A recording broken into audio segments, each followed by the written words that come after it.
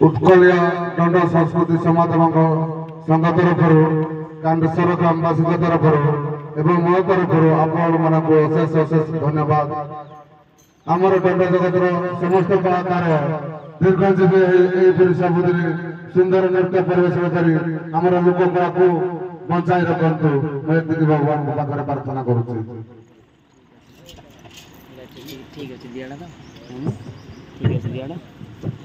उभय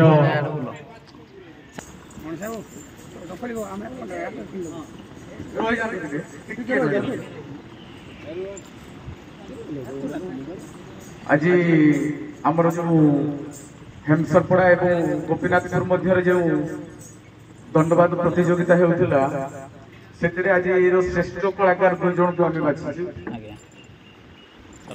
प्रथम पुरुष भूमिका आज श्रेष्ठ कलाकार होती हेमसरपड़ार जोगी भूमिका अभिनय करथिबा अभय सामल।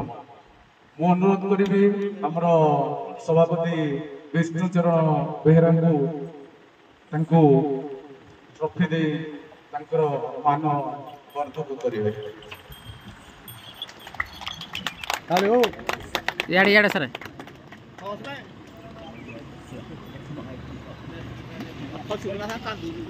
आज प्रतियोगितार श्रेष्ठ नारी अभिनय करथिबा नारी भूमिका अभिनय करथिबा कलाकार हेले गोपीनाथपुर राधा भूमिका अभिनय करथिबा कलाकार गणेश्वर बाबू।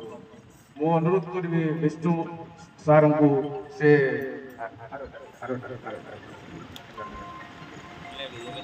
ट्रॉफी दे तांकर मान वर्धन करिवे।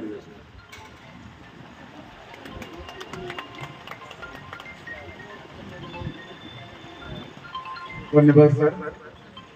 बर्तमान आम गहन आम सभापति विष्णुचरण बेहरा महोदय अच्छा एवं उभय पार्टी परिचालक महोदय मान अनुरोध करी से मंच पाखक आसिले भल हम। देखु आम काली जो प्रतियोगिता अवतीर्ण होते प्रत्येक प्रतियोगिता हारिवा जितिवा थाए जे हारी नहीं सी के जितबार आकांक्षा नहीं आगु बढ़ी पारे।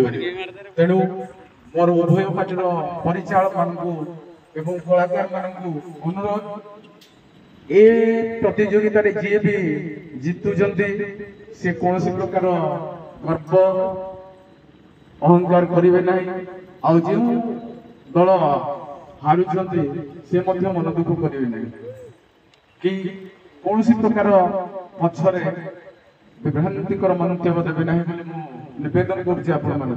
कारण ये जो प्रतियोगिता आज कानसर ग्राम आयोजन होता गोटे विप्लव आम सृष्टि कर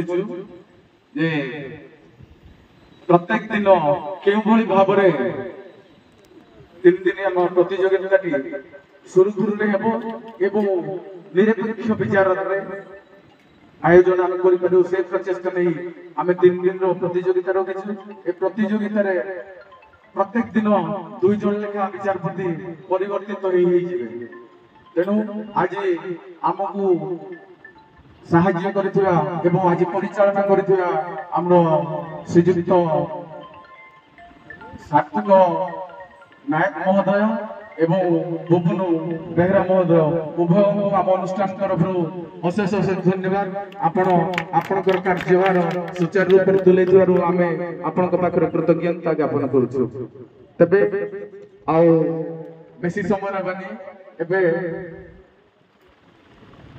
मु अनुरोध करी आमर सभापति महोदय को सी विजेता एवं उपविजेता घोषणा करेंगे।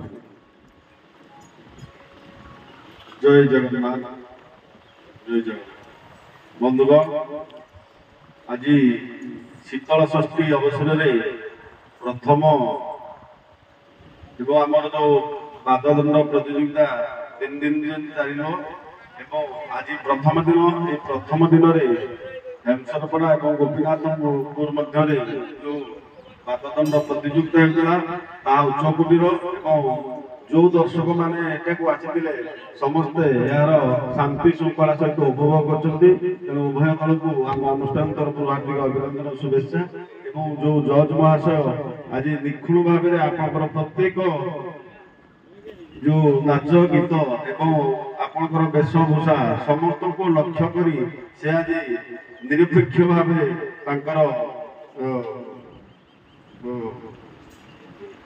विचार करछन्ती एवं विचार स्वरूप आज विजेता हेले हेमसरपड़ा एवं उपविजेता हेले गोपीनाथपुर नंबर है हेमसरपड़ा 119 पॉइंट अधे एवं गोपीनाथपुर 117 पॉइंट अधे तेणु फाइनाल को आमर गले हेमसरपड़ा तेणु उभय दलर मालिक एवं उभय कलाकार को आमर कानसर ग्रामवासी तरफ हार्दिक अभिनंदन शुभेच्छा नमस्कार जय हिंद।